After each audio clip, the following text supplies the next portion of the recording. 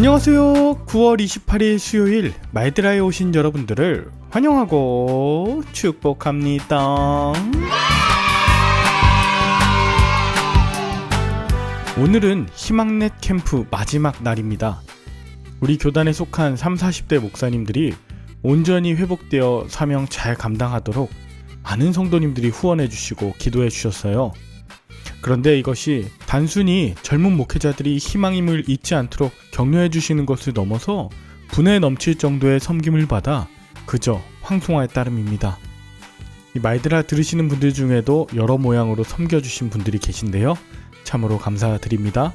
그 마음, 그 섬김이 우리 안에서 머물지 않고 온전히 흘러나갈 것을, 그리고 섬기는 교회마다 넘치게 될 것을 기대하는 마음을 담아 제게 주어진 말드라 잘 감당하도록 하겠습니다. 그럼 오늘도 힘차게 말드라를 시작해 보도록 하겠습니다. 자, 출발!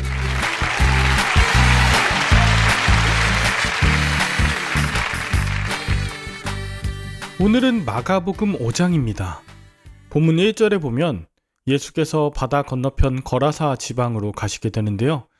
어제는 본문 분량상 다 다루지 못했지만 바다를 건너오는 동안 제자들이 풍랑을 만났고 예수님께서 바람을 꾸짖어 바다가 잠잠해지도록 하게 하셨던 그 바다입니다.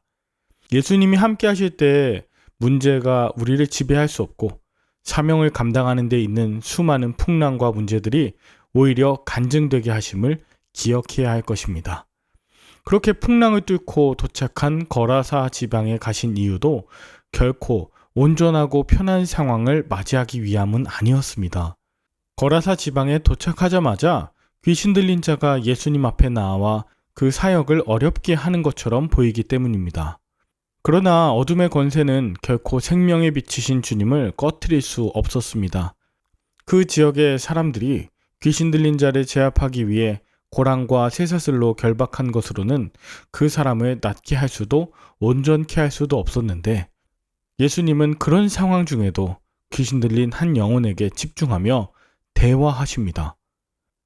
그 한 영혼을 불쌍히 여기시고 군대 귀신에게서 구해내시고자 갈릴리 호수를 건너셨던 것입니다. 예수님을 곤경에 빠뜨리고자 했던 그 영혼 안에 담겨있던 엄청난 귀신의 떼를 몰아내신 것은 혐오와 차별, 배제가 아닌 예수님의 따스한 마음이자 그 존재를 알아주는 것이었습니다. 군대의 힘과 폭력, 또 물질의 권세를 섬기고 있던 자들이 진정한 주인이신 하나님, 그분이 주인 되심으로 인해 회복될 것을 기대하는 마음, 그 긍휼과 사랑을 놓치지 않을 때에 온전한 회복이 있게 되었습니다. 그런데 그것뿐이 아닙니다.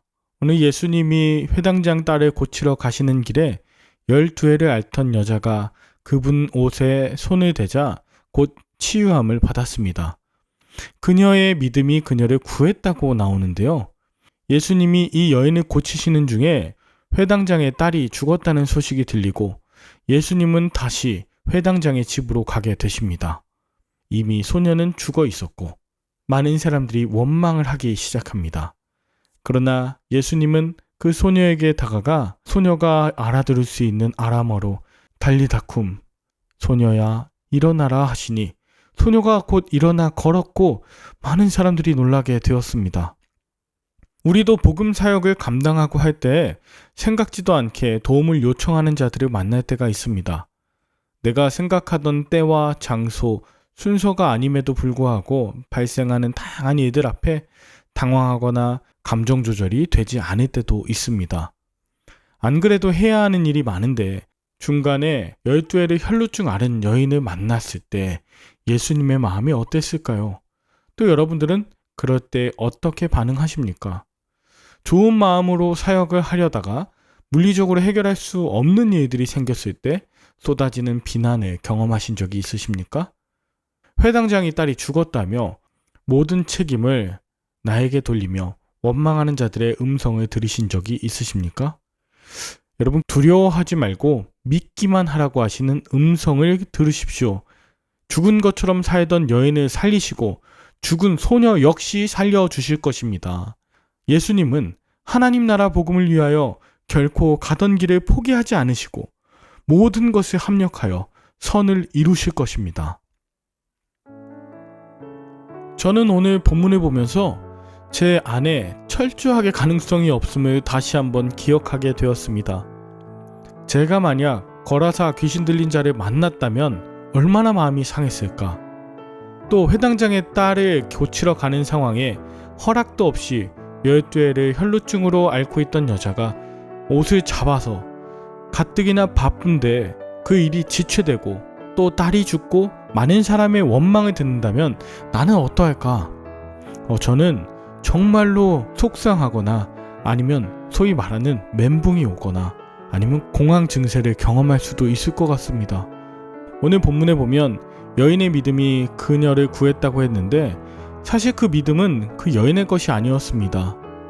그녀의 믿음 연약하고 그녀에겐 가능성이 하나도 없었지만 그녀를 살리시며 온전하게 하실 수 있는 예수님의 믿음 덕분에 그 여인이 나음을 입었던 것이죠. 마찬가지로 회당장이 율법으로는 결코 자신의 딸이 살 수 없음을 알고 비난과 정죄가 가득한 상황에 온전히 그 딸이 살 수 있는 비결이 바로 예수 그리스도 앞에 나오는 것임을 믿었을 때 온전한 회복이 있었습니다. 즉, 그 어떤 가능성이 없었을 때 예수님께서 치유와 회복을 경험하게 하신 것입니다. 저는 오늘 본문을 보면서 박영선 목사님의 글이 생각나 인용하면서 오늘 말드라를 마무리하려고 하는데요. 구원 그 이후에 나오는 글입니다. 내가 할 수 있다고 생각하는 자리에서 출발하면 목적지에 도달할 수 없습니다. 내 힘으로 목적지까지 갈 수 있을 것이라는 허황된 생각 속에서 이러지도 저러지도 못하고 시간을 허비합니다. 우리는 그런 자들이 아닙니다. 상한 갈대요, 꺼져가는 등불 그 자리에서 출발해야 합니다. 하나님, 제가 꺼져가고 있습니다. 제 심지가 거의 다 타버렸습니다. 도와주십시오. 이 기도가 예수님의 구원을 이루게 할 것입니다. 함께 기도할까요? 하나님 아버지, 나를 사로잡고 있던 두려움과 권력이라는 사슬이 무엇인지 돌아봅니다. 세상의 것과 방법으로는 도무지 해결되지 않는 일들 앞에서 예수님의 사랑이 모든 것에서 해방시키시며 자유케 하실 줄 믿습니다. 나를 옥죄이고 얽매였던 모든 두려움과 사슬에서 주님 말씀으로 자유와 해방을 누리게 하여 주시옵소서. 내가 할 수 있다고 이리저리 분주하다가 내 의로 말미암아 몸과 마음이 상할 때가 얼마나 많은지 모릅니다. 사람들의 원망 앞에서 모든 것을 포기하고 싶을 때도 있습니다. 주님, 나는 상한 갈대 꺼져가는 등불입니다. 나를 긍휼히 여겨 주시옵소서. 오직 그리스도께서 나의 주인이 되어 주시옵소서. 우리를 구원하시고 또 인도하시는 예수 그리스도의 이름으로 기도 올리옵나이다. 아멘. 오늘도 좋은 하루 되시길 바라며 저는 내일 다시 찾아뵙도록 하겠습니다. 샬롬.